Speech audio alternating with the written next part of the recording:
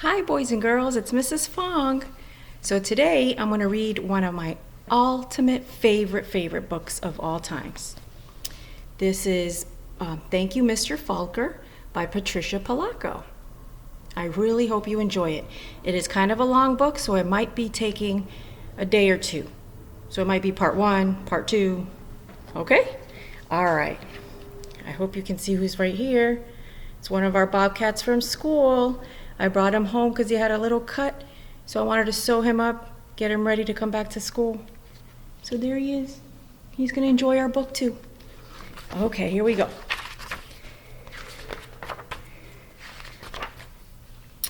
The grandpa held the jar of honey so that all the family could see, then dipped a ladle into it and drizzled honey on the cover of a small book.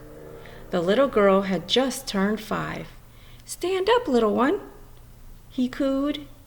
"I did this for your mother, your uncles, your older brother, and now you." Then he handed the book to her. "Taste." She dipped her finger into the honey and put it into her mouth. "What is that taste?" the grandpa asked. The little girl answered, "Sweet." Then all of the family said in a single voice, "Yes. And so is knowledge, but knowledge is like the bee that made that sweet honey. You have to chase it through the pages of a book." The little girl knew that the promise to read was hers at last.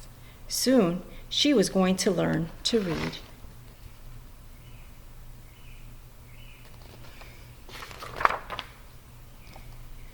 Tricia, the little girl in the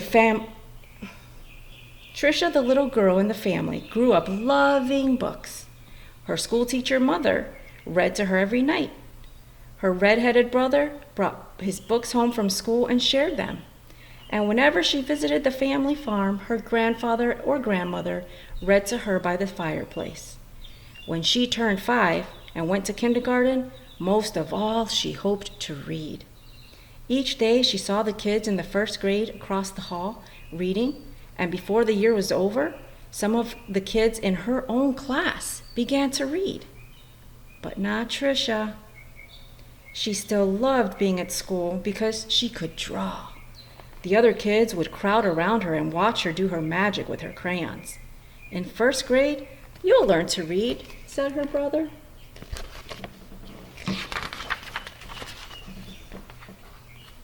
In first grade, Tricia sat in the circle with the other kids. They were all holding Our Neighborhood, the first reader, sounding out letters and words. They said, "Be, be, boy, boy," and look, look. The teacher smiled at them, and then they put all the sounds together and got a word. But when Tricia looked at a page, all she saw were wiggly shapes. And when she tried to sound out words, the other kids laughed at her. Tricia was, "What are you looking at in that book?" they'd say. "I'm reading," she'd said back to them. But her teacher would move on to the next person. Always when it was her turn to read, her teacher had to help her with every single word. And while the other kids moved up to the second reader and third and so on, she stayed on Our Neighborhood. Tricia began to feel different.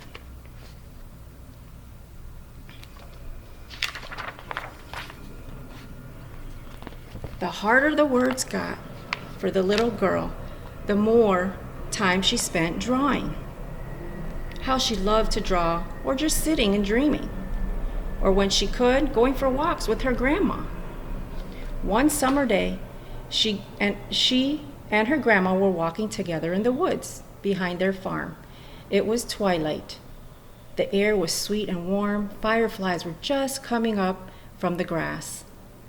As they walked, Tricia said, "Grandma, do you think I'm different?" "Of course," her grandma answered. "To be different is the miracle of life. You see all those little fireflies? Everyone is different." "Do you think I'm smart?" Tricia didn't feel smart. Her grandma hugged her. "You are the smartest, quickest, dearest little thing ever." Right then, the little girl felt safe in her grandmother's arms. Reading didn't matter very much.